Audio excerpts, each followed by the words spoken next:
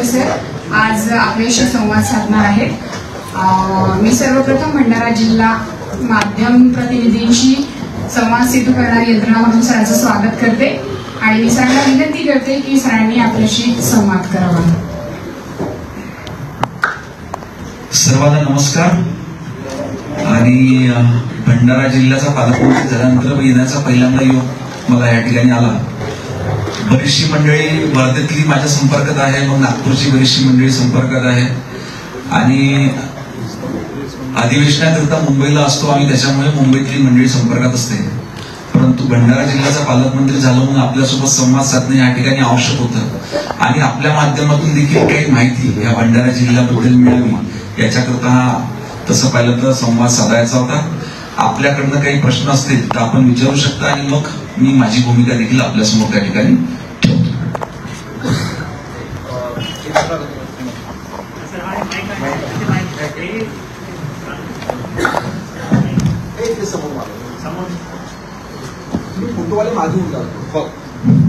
Sir, मी अजय मिश्रा, दैनिक भंडारा संपादक आहे. Sir, आपण ज्या दिवसावर पालकमंत्री बनले त्या दिवसावर फक्त भंडारा नागपूर असं तुमच्या प्रवास दिसत आहे. जर आता दिसतं तुम्ही भंडारा जायचं तर तुम्ही एकदा भंडाराच्या आसपासच्या एरियात फिरा थोडासा, म्हणजे निदान कम से कम भंडाराचे रस्ते तुम्हाला कसे आहेत हे तरी समजून पडत. म्हणजे एकही रस्ते शाबूत नाही, आम्हाला रस्ते शोधावं लागतात अक्षरशः की रस्त्यातून चालू का गटातून चालू. म्हणजे नागरिकांच्या रोजच्या अपघात आहे. अधिकाऱ्यांना सांगितलं अधिकारी ऐकत नाही, नेत्यांना सांगितलं नेते ऐकत नाही, म्हणून सामान्य जनता जाईल कुठं. तर निदान आम्हाला एक पालकमंत्री, आपण एक जिल्ह्याचे पालक आहात, याकरता माझी एक विनंती आहे का निदान भंडारा शहराचे तरी किंवा जिल्ह्याचे रस्ते एक तरी व्हिजिट तरी करा आणि किंवा करणार आहोत.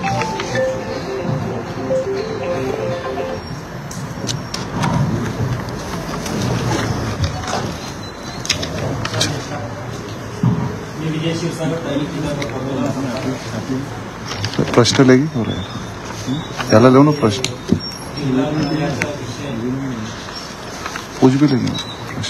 जिल्हा प्रशासनामधून महसूल प्रशासनात मागील 2 वर्षापासून बनावटी बोगस अपंग प्रमाणपत्राच्या आधारे शासन सेवेमध्ये 15 ते 20 वर्षापासून कार्यरत अपंगांची पुनर्तपासणीची माहिती 2 वर्षापूर्वी केली होती. त्या संदर्भात संक्षिप्तमध्ये सांगतो. 1 ऑगस्टला बावनकुळे सरांना पुन्हा तपासणी चौकशी त्यांना तक्रार दिली आणि त्यांची पुनर्तपासणी IGMC नागपूर ओढा मार्फत करण्याची मागणी केली. त्या संदर्भामध्ये CS भंडाराने मागील 2 वर्षापासून आणि आयोगाने 2 वर्षापासून वेळ केला. भंडारा जिल्हा रुग्णालयामध्ये अनेक गोंधळ कारभार आहेत, अनेक अनाकोंडी कारभार आहेत, अनेक नियमबाह्य खरेदी विक्रीमध्ये त्यांच्या NHM मध्ये अनेक आर्थिक देवाणघेवाण, अनेक बनावटी प्रमाणपत्रांमध्ये देवाणघेवाण झालेली आहे, अनियमितता झालेली आहे. रुग्णांना ग्रामीण रुग्णांना जिल्हा रुग्णालयाची 800 बेडचा आधी धर्मशाळा नाही जिल्हा रुग्णालयामध्ये शोकांतिका आहे आमच्या भंडारा जिल्ह्याची.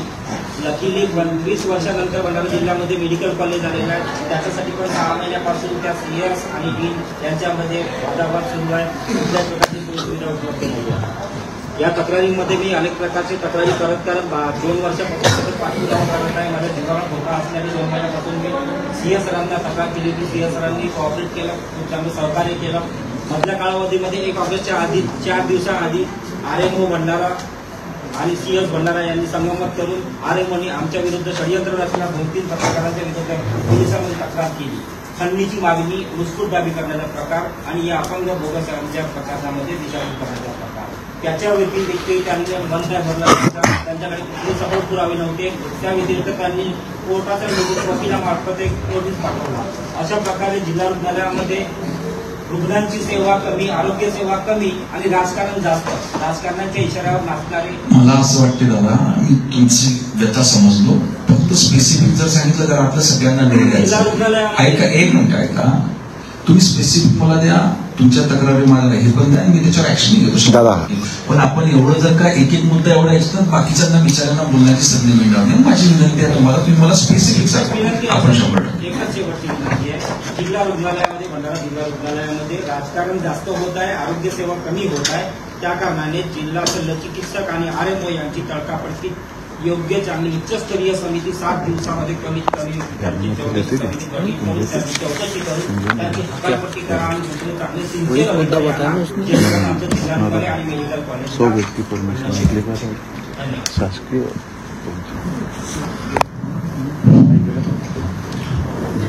सर, आप भंडारे में आए, पालक मंत्री हैं यहाँ का, आपको बहुत बहुत धन्यवाद भंडारा से। लेकिन एक अपेक्षा है आपकी तरफ में भंडारे के जनता की। रेती हमारा भंडारा में, मैग्नीज हमारा भंडारा में, धान हमारा भंडारा है, गुड़, पीतल, लेकिन हम भंडारे के लोग दिन भर पान घुमटी में बैठ के गप्पे मारते हैं। उसका रीजन क्या है कि नागपुर और बम्बई के लोग फॉर्चूनर में घूम रहे हैं और सब कुछ हमारा है, लेकिन हम पीछे हैं। तो कम से कम आपको होते हुए भंडारे के जनता का कुछ विकास हो जाए। अब जब से नूरुल हसन साहब आए हैं और जिला कलेक्टर, तब से तो सब कुछ बंद है और 200 करोड़ का रेती जब्ती भी हुआ है और विकास भी हुआ है, अनलीगल काम बंद है। लेकिन आपके होते हुए भंडारे के जनता का कुछ हो जाए जो 50 सालों से नहीं हुआ है। ठीक है, ये तो काफी अच्छी बात है कि सब 2 नंबर के काम सब बंद है। अभी जनता को अपेक्षा है कि नए एम्प्लॉयमेंट के काम, रोजगार नया चलने जाए, तो इसकी दिशा में भी सरकार काम करेगी। नहीं सर, सब कुछ हमारे भंडारे के है ना। 50 साल से हमारे लोग पान गुंडी में बैठते हैं और नागपुर के भंडारे के लोग फॉर्चूनर में घूम रहे हैं। इसका रीजन क्या है? ऐसा नहीं होगा। ठीक है, भंडारा के लोगों ने भी सोचना चाहिए कि अपन क्यों पान गुंडी में बैठे और बाकी क्यों कितना आंदोलन करे कि कौन कौन नेता को हम लोग यहाँ वोट देते हैं, वो हम लोग के सर में बैठ के ऐसे ही होता है। इसलिए उम्मीद है आपसे। सुनिए भैया, नेता बोलते होंगे कि पान टपरी पे जाके बैठो करके, पर मुझे ऐसा लगता है आने वाले समय पे जब नए प्रोजेक्ट यहाँ पे आएंगे तो जरूर परिस्थिति बदल जाएगी।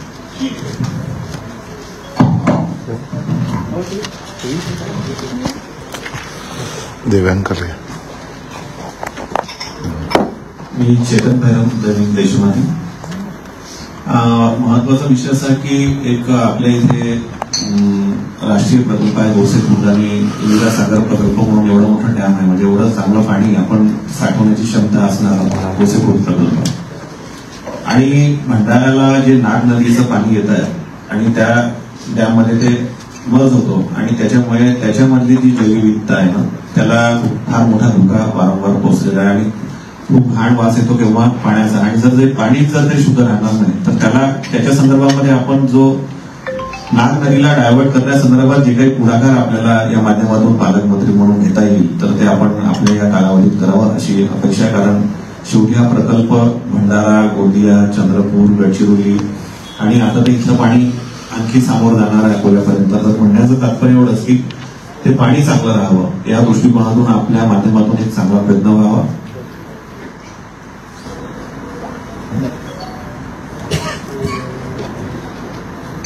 सर, मी चंद्रकांत सी कोंडावा, दैनिक नव।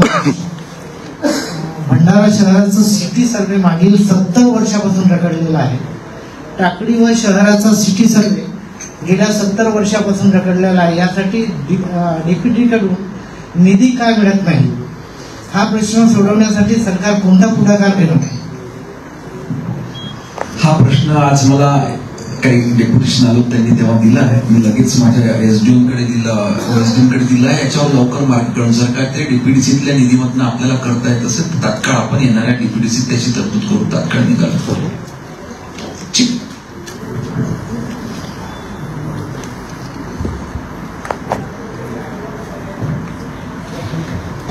सर, मी सुरेश बागडे, जय महाराष्ट्र न्यूज चॅनल।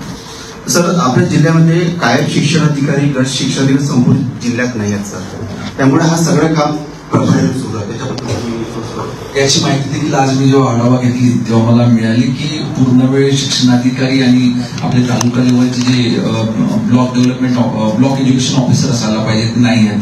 तर माझ्याकडेच तो विभाग असल्यामुळे लवकर पुढच्या आठवड्यात बैठक घेऊन आपण लवकरात लवकर या ठिकाणी ते सर्व कर्मचारी अधिकारी देण्याचा प्रयत्न करू। ओव्हरऑल संपूर्ण महाराष्ट्रामध्ये आपल्याला जेवढे अधिकारी हवे आहेत तेवढी कमतरता असल्यामुळे या ठिकाणी, परंतु आता मी पालकमंत्री असल्यामुळे निश्चितच ही परिस्थिती थोडी बदलवण्याचा प्रयत्न करू।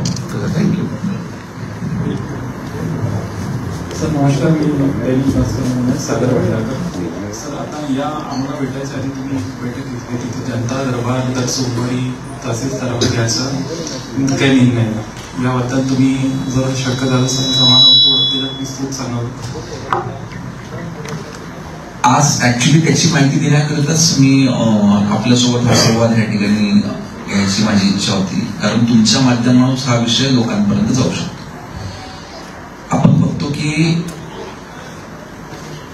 राजकारण असो किंवा समाजकारण असो, जे लोक खऱ्या यांनी या क्षेत्रामध्ये काम करतात त्यांचा उद्देश एक असतो की समाजातल्या सर्वसामान्य लोकांचा त्या ठिकाणी प्रश्न सुटले पाहिजे किंवा त्यांना न्याय मिळाला पाहिजे.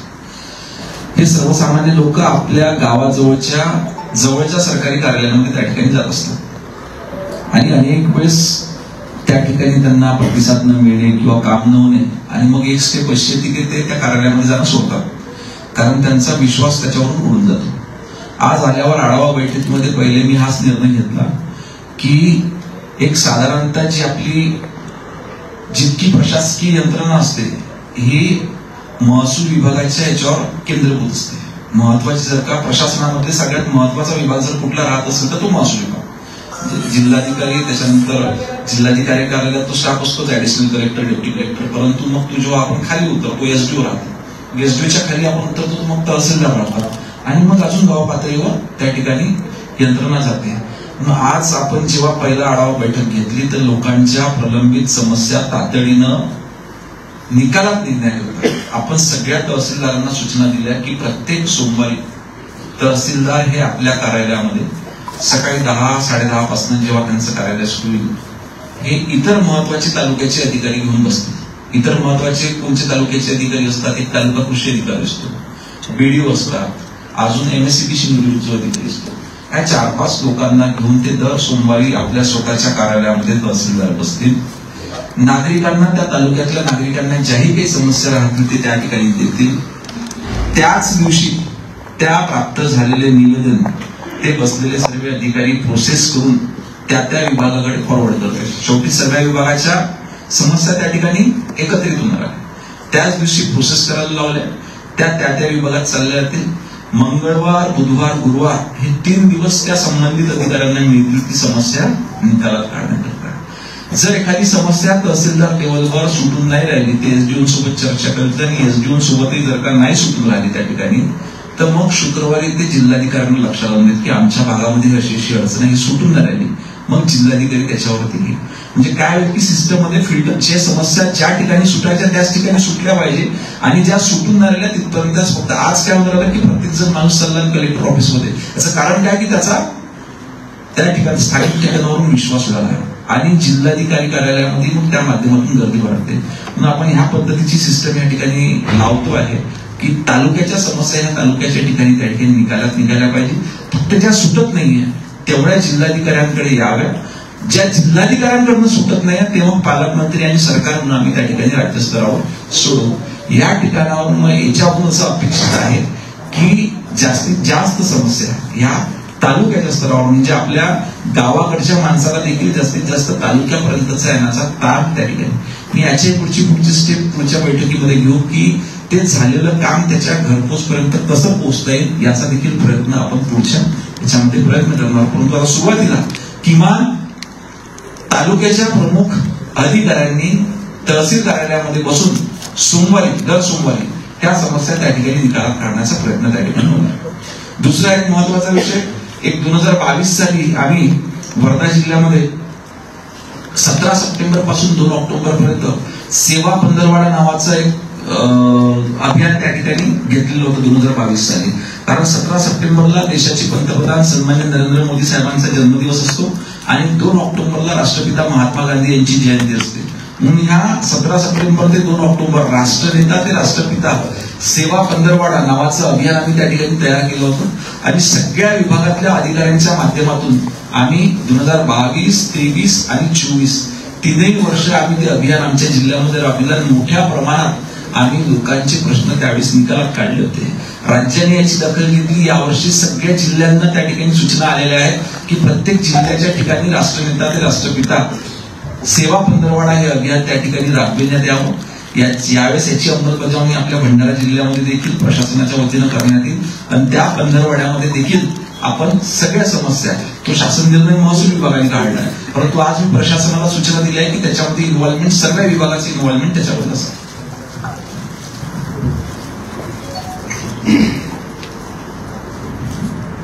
याच्या व्यतिरिक्त काही असेल तर स्पेसिफिक फक्त तेवढं सांगतो.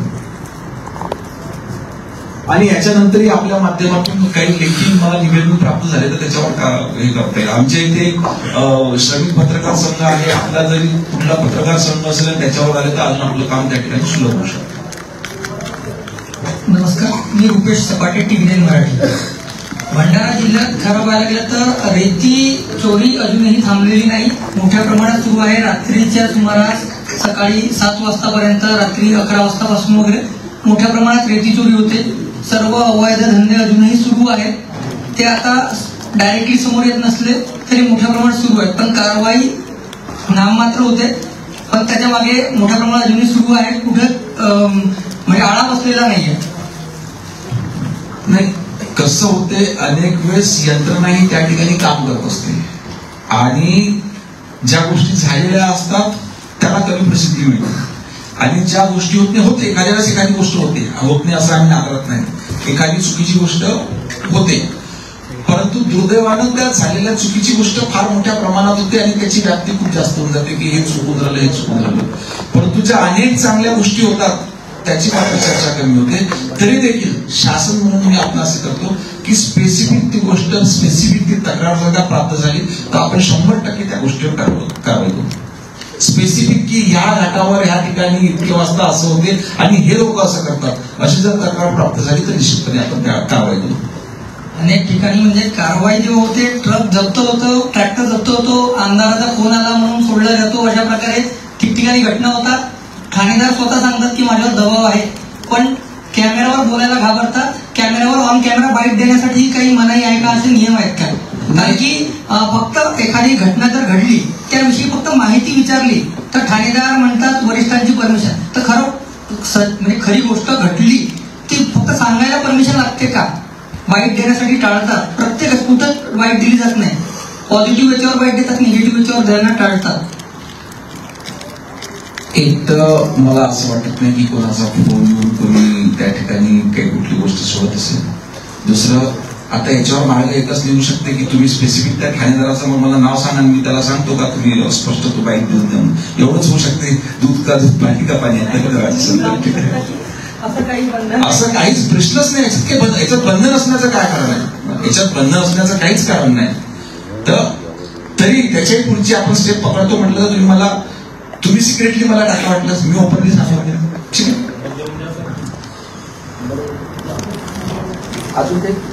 अजून भंडाऱ्याच्या संदर्भात, पर्टिक्युलरली भंडारा जिल्ह्याच्या संदर्भात तुमच्याकडून मला काही सूचना अपेक्षित आहे ते त्यांना बोलायचं. मागील पालकमंत्री 8 महिन्यापासून जिल्ह्यामध्ये कुठल्या गावामध्ये पालकमंत्री कार्यालय, संपर्क कार्यालय ग्रामीण जनतेसाठी उपलब्ध नव्हता.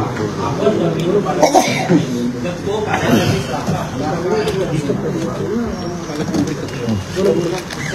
Sir 2 points. एक तर हे जे एसडीओ कलेक्टर जे आहे यांच्याकडे जे लीगल मॅटर्स जी त्यांच्याकडे येतात त्यांच्याकडे खूप मोठ्या प्रमाणात प्रलंबित आहेत आणि ते डेट्सच नाही देत. लोक जातात, डेट घेतात, त्यांचा बाबू त्यांना डेट देतो आणि तो पाळतो. असे शेकडो एक्झाम्पल आहेत. तुमच्या एसडीओचा एक इश्यू झाला होता, ते सस्पेंड झाले होते. त्याच्यानंतर ती सीट खूप दिवस रिकामी राहिली आणि त्याच्यानंतर आता नवीन एसडीओ आहे, त्याच्यानंतरही ते प्रलंबित जी प्रकरणे आहेत त्यांचा निपटारा होत नाही. एक मोठा विषय आहे. आणि दुसरा विषय तर आपण काल खूप चर्चेत होते टीव्ही मीडियावर. आपण म्हणाले की जरांगे पाटलांच्या आंदोलनाला रसद पुरवली जाते आणि त्याच्यावर प्रश्न उपस्थित केले. काय फॅक्ट आहे? ते म्हणाले की कोणीतरी म्हणाले की आपण लिस्ट द्यावी, कोण रसद पुरवते, काय कसं आहे लिस्ट कोणी मागितली? काल टीव्हीवर होतं ते लिस्ट कोणी मागितली आहे ते होते. नाही, माझा बाईट झाला ना, माझा बाईट झाला. मी काय म्हटलं, योग्य वेळेस आम्ही सांगू की कोणी रसद पुरवली नाही.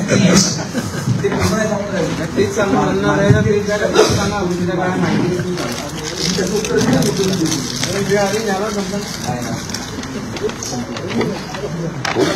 नमस्कार. संपर्क कार्यालय आज मी त्याची पाहणी केली. आपल्या जिल्हाधिकारी कार्यालयामध्ये तशी व्यवस्था आहे. मी काही सूचना केल्या की इथे अजून कशा पद्धतीची व्यवस्था असली पाहिजे. पुढच्या वेळेस मी कदाचित बैठका तिथे घेईन आणि आपली जर का आपल्यासोबतही संवाद साधायचा असेल तर निश्चितपणे मी तुम्हाला त्या ठिकाणी बोलतो. सर नमस्कार, मी अभय भुते, NDTV मराठी. सर माझा प्रश्न होता शिक्षण विभाग संदर्भात. सर आपल्या भंडारा जिल्ह्यामध्ये जवळपास 177 शाळा आहेत की त्या शाळांमध्ये वर्गात 4 आहेत आणि शिक्षक 1 आहेत आणि अशामुळे त्याचा विकास कसा काय होईल, आपण याच्यावर काय कार्य करू? 15 मार्च 2024 ची जी संचिता मान्यता झाली त्या संच मान्यतेच्या माध्यमातून त्या ठिकाणी आपण शिक्षकांची नियुक्त्या त्या हिशोबात वेगवेगळ्या ठिकाणी शाळांमध्ये केल्या होत्या. परंतु त्या संच मान्यतेच्या शासन निर्णयामध्ये काही त्रुटी होत्या. म्हणून अनेक ठिकाणी ज्या ठिकाणी स्ट्रेंथ जास्त आहे विद्यार्थ्यांची तरी देखील त्या ठिकाणी शिक्षकांची अपॉइंटेड शिक्षकांची संख्या कमी आहे. म्हणून त्याच्यामध्ये सुधारणा शासन स्तरावर करण्यात येऊन राहिली आणि ज्या ठिकाणी जेवढी संख्या आहे त्या प्रमाणात त्या ठिकाणी विद्यार्थी संख्येच्या प्रमाणामध्ये शिक्षक उपलब्ध करून येतील. हो सर, आणि हा सर खूप मोठा आहे सर. आपल्या जिल्ह्यामध्ये जवळपास 177 शाळा आहेत. नाही, शाळा 177 आहे, पण त्या 177 शाळेतल्या किती शाळेमध्ये किती विद्यार्थी हे देखील बघणं आवश्यक आहे. आता सर मी काही शाळा बघितल्या तर त्यामध्ये 45-50 विद्यार्थी आहेत आणि एकच शिक्षक आहे. अशी मग त्या ठिकाणी आपण शिक्षक उपलब्ध करून देणार आहोत. हो सर, तेच पाहिजे.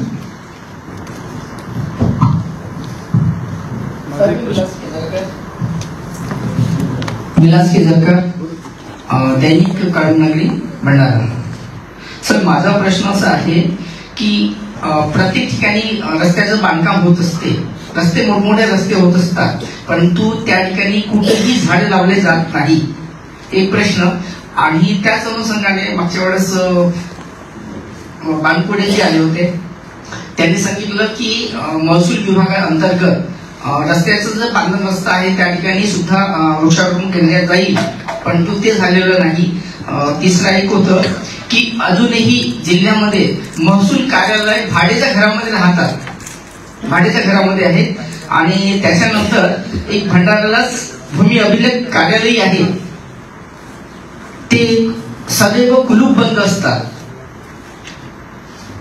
आणि त्याच्यानंतर जिल्ह्यातल्या अशा काही इमारती आहेत जिल्हा परिषद शाळेच्या की त्या जीर्ण अवस्थेमध्ये आहेत आणि ग्रामपंचायत आणि शाळा व्यवस्थापन समिती यांनी ठराव घेतला आहे की डिसमेंटल करायचं, परंतु शिक्षण विभागाकडून अजूनपर्यंत परवानगी मिळालेली नाही.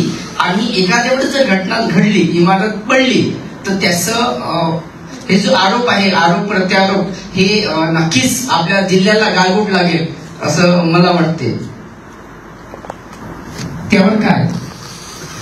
आपण जवळजवळ 4 ते 5 प्रश्न मांडले आणि सभागृहातही आमदार उत्तर देताना आम्हाला एवढं ऍक्टिव्ह आणि वेगवेगळ्या विषयावर मी प्रयत्न करतो तुमच्या 5 उत्तर द्यायला. एक तुम्ही जो प्रश्न मांडला की आपल्या सरकारी शाळा ज्या आहेत त्याच्या अनेकाच्या इमारती या धोकादायक झालेल्या आहेत. या संदर्भात मागच्या झालेल्या अधिवेशनामध्ये प्रश्न लागला होता राज्यस्तरीय की राज्यातल्या ज्या शासकीय शाळा आहेत स्थानिक स्वराज्य संस्थेच्या मालकीच्या, जिल्हा परिषदच्या असो, नगरपालिकेच्या असो, महानगरपालिकेच्या असो, याच्यातल्या अनेक इमारती ह्या फार काही यांना 50 वर्ष, 60 वर्ष, 70 वर्ष, 80 वर्ष झाले आणि त्या ठिकाणी बांधकाम त्या प्रमाणात झालेलं नाहीये. तर आपण ऑडिट करण्याच्या, पूर्ण राज्यस्तरीय शाळांचं ऑडिट करण्याच्या सूचना त्या ठिकाणी दिलेल्या आहेत. त्याचं ऑडिट लवकरच आमच्या समोर त्याचा डाटा समोर येईल. दुसऱ्या या ठिकाणी मी आभार व्यक्त करतो सन्माननीय नरेंद्र मोदी साहेबांचं की ज्यांनी पीएमश्री शाळा ही संपूर्ण पीएमश्री स्कूल योजना ही संपूर्ण देशभरात चालू केली आणि टप्प्याटप्प्यात ते हळूहळू देशातल्या प्रत्येक राज्यातल्या काही शाळांचं बांधकाम हातामध्ये घेत आहे. तीच योजना बघून माननीय मुख्यमंत्री महोदयांनी जेव्हा आपला 100 दिवसांचा आढावाचा कार्यक्रम चालू होता त्यांनी सूचना केल्या आमच्या शिक्षण विभागाला की पीएमश्रीच्या धर्तीवरच सीएमश्री शाळा योजना देखील राज्यामध्ये सुरू करण्यात यावी. त्या माध्यमातून आम्ही जवळजवळ 4,500 शाळांचं बांधकाम त्या ठिकाणी हाती घेतोय. म्हणजे प्रायोरिटीवर ज्याचं बांधकाम करणं त्या ठिकाणी आवश्यक. त्यानंतर जिल्हा नियोजन समितीमध्ये निधीची तरतूद असते आणि आता एक नरेगाच्या माध्यमातून आपण कंपाऊंड वॉलचं बांधकाम त्या ठिकाणी शासकीय शाळांचा करू शकतो अशा देखील सूचना आम्ही त्या ठिकाणी विभागाला दिलेल्या आहेत. दुसरं आपण वृक्षारोपणा संदर्भातली एक सूचना या ठिकाणी केली की अनेक वेळेस रस्त्यांचे बांधकाम होतात आणि त्याच्यावर असलेले जुने झाडं त्या ठिकाणी होऊन जातात, पण नवीन झाडांची लागवड त्या ठिकाणी होत नाही. नवीन झाडांची लागवड करणे त्या ठिकाणी मॅन्डेटरी आहे, कारण आपण तेव्हा शासन निर्णयच तसा आहे की एखाद्या रोडवर थोडंसं काम करताना जर काय असेल तर नवीन झाडं त्या ठिकाणी लावण्यात यावी. स्पेसिफिक तक्रार आपण द्यावी की ह्या रोडवर नाही होता, आपण लगेच प्रशासनाच्या माध्यमातून त्या ठिकाणी कारवाई करू. दुसरं, पुन्हा एकदा तुमच्या माध्यमातून मी देशाच्या पंतप्रधानांचं अभिनंदन करतो की त्यांनी संपूर्ण देशभरात वृक्षारोपणाचं महत्व जाणून एक पेड मा के नाम हा अभियान चालू केलं आणि आज मोठ्या प्रमाणात संपूर्ण देशभरात वृक्षारोपणाची मोहीम आपण बघतोय की मोठे मोठे लोक देखील एक पेड मा के नामच्या माध्यमातून त्या ठिकाणी वृक्षारोपण करीत आहेत. अजून एक तुम्ही सांगितलं की भूमी अभिलेख कार्यालयाची इमारत ही त्या ठिकाणी कुलूप बंद येते, ही मला माहिती आपल्या माध्यमातून मिळाली. मी त्याची माहिती घेऊन त्याच्यावर तात्काळ कारवाई कशी करता येईल. अजून आपला एक प्रश्न होता की महसूल विभागाच्या काही इमारती ह्या भाड्याच्या याच्यामध्ये राहतात, त्या का बरं आहे, त्याच्याकरिता काय नेमक्या अडचणी आहे याची माहिती घेऊन त्यांना स्वतःची इमारत कशी उपलब्ध करून देता येईल याचा देखील प्रयत्न करू. याच्या व्यतिरिक्त काही राहिला आपला? ओके सर नमस्कार, मी इंद्रपाल कटकवार लोकमत मधून. साधा शिक्षण विभागाचा प्रश्न आहे मला की 4 महिन्यानंतर 10वी आणि 12वीचे एक्झाम येतील, पण त्या पार्श्वभूमीवर भंडारा जिल्ह्यातील 24 परीक्षा केंद्र पटसंख्येबाबत बंद करण्यात येणार आहे. यावर आपण काय निर्णय? 24 केंद्र पटसंख्येअभावी बंद करण्यात नाही. आपला निर्णय हा झाला होता की ज्या ठिकाणी संख्या 20 पेक्षा कमी राहील ते केंद्र बंद करण्यात यावे असं विभागाने त्या ठिकाणी केलेलं होतं. विद्यार्थ्यांना त्रास होईल ना सर? हो, परंतु आपण नंतर त्याच्यावर ठाम दिलेलं आहे की ते केंद्र बंद करण्यात येणार नाही, त्या ठिकाणी केंद्र सुरू राहतील. मंडळात बैठक आहे नाही, आपण सूचना दिल्या तशा केंद्र बंद करण्यात येऊन जाऊन.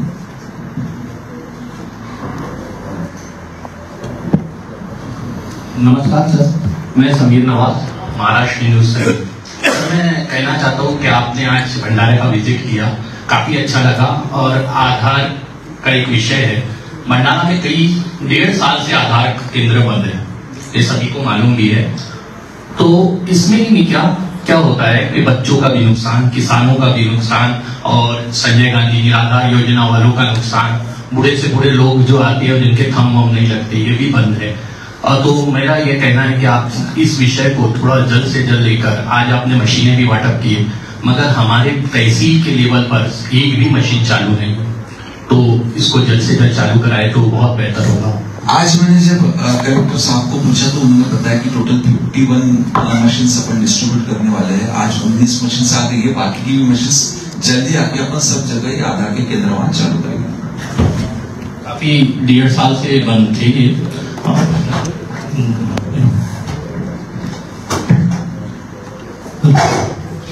सर नमस्कार, मी शशिकांत भोयर आणि विषय होता चौकी का. आमच्या जवाहरनगर परिसरात एक पोलीस चौकी नाही आहे, ती राष्ट्रीय महामार्गावर आहे, पण ती बंद आहे. इमारत बनलेली आहे. मी 2-3दा पोलीस अधिकाऱ्यांना पण सांगितलं होतं की राष्ट्रीय महामार्गावर चौकी असल्यामुळे ती चालू करण्यात यावी, पण अद्यापही ती चौकी चालू होत नाही. कर्मचाऱ्यांचा थोडासा अभाव असतो. वारंवार एसपी महोदयांना मी सांगितलं यापूर्वीच्या, परंतु तो त्यामुळं खूप मोठा एक प्रमाण आहे की त्या भागात ड्रग्सचं खूप मोठं प्रमाण वाढलं. जे काही स्कूल कॉलेजेस आहेत त्याच्या मागे ड्रग्स विक्रीला मोठा उदाहरण आहे. हा विषय त्याच ठिकाणी नाही, इतरही ठिकाणी आहे, पण राष्ट्रीय महामार्ग असल्यामुळे ट्रक मोठ्या प्रमाणावर थांबतात, तर तिकडे विक्री खूप मोठ्या प्रमाणावर. आणि उपक्रम चांगले आहेत पोलीस विभागाचे. कुठली पोलीस चौकी सांगितली? पेट्रोल पंप ठाण्याला चौकी आहे, जवाहरनगर.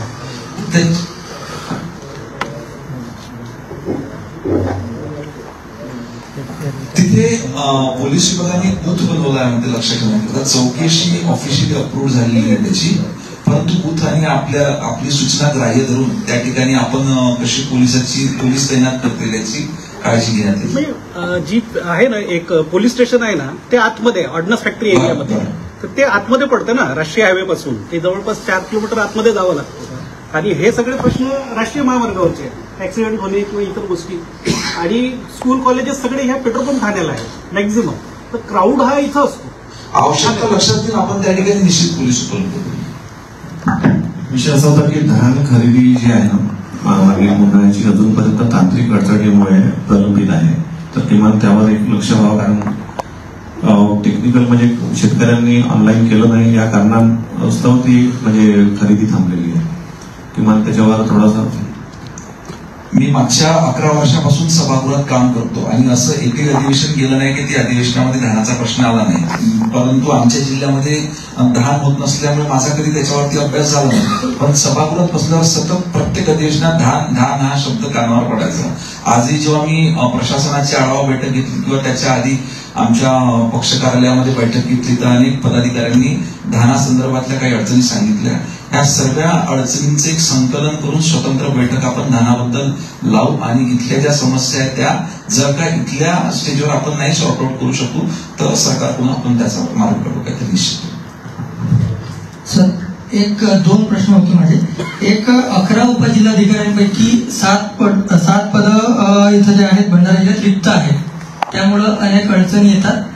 सोबतच दुसरा एक प्रश्न होता, संपूर्ण महाराष्ट्र संजय गांधी इंदिरा गांधी यांच्या आस्थापनेवर एक तहसीलदार आणि 7 नायब तहसीलदार मंजूर आहेत, पण भंडारा जिल्ह्यात 2005 पासून ही पदं उठवण्यात आलेली आहेत. नाही, संपूर्ण राज्यात आता शासकीय नोकरदारांची भरती मोठ्या प्रमाणात सन्मान्य देवेंद्र फडणवीस साहेबांनी सुरू केला आहे. ते कुठलाही विभाग असो, सर्व ठिकाणी परिपूर्ण स्टाफ असण्याचा प्रयत्न सरकारच्या माध्यमातून होते आहे. महसूल विभागात आपण बघितलं तर आधीपासून फार मोठा बॅकलॉग त्या ठिकाणी होता. माननीय बावनकुळे साहेबांनी देखील याच्यामध्ये पुढाकार घेतला आणि मोठ्या प्रमाणावर सध्या नियुक्त्या त्या ठिकाणी देणं चालू आहे. आपल्या भंडारा जिल्ह्याची जी काही रिक्त पदं आहे याचा देखील आढावा लवकरच मी सरकारकडे देऊन त्या रिक्त पदांवर आपण भरती करू. सर, भंडारा शहरामध्ये सुसज्ज अशी नव्याने बांधलेली महिला रुग्णालयाची इमारत आहे. ती कार्यान्वित होण्यासाठी नागरिक प्रतीक्षित आहे. अजूनपर्यंत त्याचं उद्घाटन झालेलं नाही. त्या ठिकाणी मेडिकल कॉलेज सुरू आहे. तर महिला रुग्णालयासाठी बांधलेली आहे, त्याचा उपयोग त्याच याच्यासाठी व्हायला पाहिजे. आज 2-3 विभागाच्या अधिकाऱ्यांनी मला सांगितलं की ह्या इमारती उद्घाटनाकरता रेडी आहेत आणि त्या उद्घाटनाच्या प्रतीक्षेत आहेत. म्हणून मी सर्व विभागाच्या अधिकाऱ्यांना सूचना दिल्या की त्यांच्या विभागाच्या ज्या इमारती किंवा इतर आहे ते माननीय जिल्हाधिकाऱ्यांकडे त्याची माहिती द्यावी व एकत्रितपणे मग माननीय मुख्यमंत्री महोदय किंवा मान्यवरांच्या हस्ते आपण एकत्रितपणे. आज मला पोलीस अधीक्षक साहेबांनी देखील माहिती दिली की पोलीस विभागाच्या देखील अनेक इमारती आमच्या या ठिकाणी तयार झालेल्या आहे. कारण महाराष्ट्र पोलीस हाऊसिंगच्या माध्यमातून अनेक प्रकल्प आपण या ठिकाणी पूर्ण केलेले आहेत. त्याचे देखील एकत्रित उद्घाटन आपण त्या ठिकाणी घेणार आहोत. दुसरे एक गृहनिर्माण विभाग देखील माझ्याकडे आहे आणि PMAYच्या योजनेतून आपण ह्या ठिकाणी जवळजवळ माझी माहिती घेतली तर 252 घर आमचे तयार होत आलेले आहे. दिवाळी किंवा नवीन वर्षाच्या आधी आपण त्या 250 लोकांच्या हातात त्या ठिकाणी चालू देणार आहोत. सर, प्रधानमंत्री के एक सपना है कि घर घर में अनाज पहुंचे और कोई भूखा न सोए. और इस भंडारा जिले में 12 साल से सरकारी चावल का 3,500 करोड़ का घोटाला है और जो मेरे पास पूरा पेनड्राइव और सबूत है. मैंने आप ही के पार्टी के एक नेता को पेनड्राइव दिया, 20 दिन के बाद मुझे 2 सिविलियन गार्ड लेना पड़ा. अगर आप काम करते हैं तो मैं पेनड्राइव देता हूं, नहीं तो मैं हाईकोर्ट जाने वाला हूं, नहीं सीबीआई की मांग करने वाला हूं. अपने देश में लोकशाही है, आप कभी भी हाईकोर्ट में भी जा सकते हैं, पर सदैव से मेरे तरफ में गृह विभाग भी है. आप अगर मुझे आपके पास बहुत सारा डाटा ऐसा मुझे आपके साथ चर्चा करते हुए जानने आ रहा है कि आपके पास बहुत सारा डाटा है, वो शायद मेरे काम में भी आएगा. मैं भी जरा ज्यादा सक्षम मेरे विभाग में काम कर पाऊंगा. वो पूरा डाटा आप मुझे दीजिए, मैं पक्का उस पर कार्रवाई करूंगा. नागपुर से बम्बई तक मेरी सुपारी के लिए बात चलता है. नहीं चावल से लेकर सब कुछ ऐसे नहीं है. सर, आपने बड़े नेता को पेनड्राइव दिया, ठीक है, मुझे दे दीजिए. आज हम दोनों की चर्चा कर लो, ठीक है, मुझे दे दीजिए. मैं चाहता हूं कि प्रधानमंत्री का सपना पूरा हो जाए. ये गरीब लोग को चावल इन लोग को मुंह से नहीं छीनना चाहिए. अजून दुसरं भंडाऱ्याच्या बाबतीत डेव्हलपमेंटच्या बाबतीत म्हणजे तुमच्याकडनं पुढच्या बैठकीमध्ये काही सूचना मिळाव्या अशी अपेक्षा आहे. कारण मी चक्कर मारला, मला खूप काही भंडाऱ्यासोबत आधी संपर्क नव्हता, परंतु 3-4 वेळ चक्कर मारला तर जिल्ह्याचं ठिकाण असून देखील त्या प्रमाणात ज्या प्रमाणात ते गोष्टी असायला पाहिजे त्या नाहीये.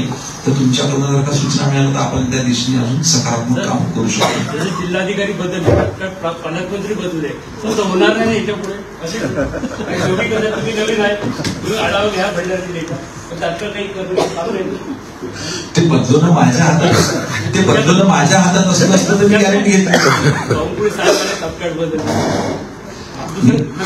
शेवटी कलेक्टर साहेब पत्र परिषद बोलवतात, एसपी साहेब घेतात, पण सीओ कधी बोलवत नाही जिल्हा परिषद.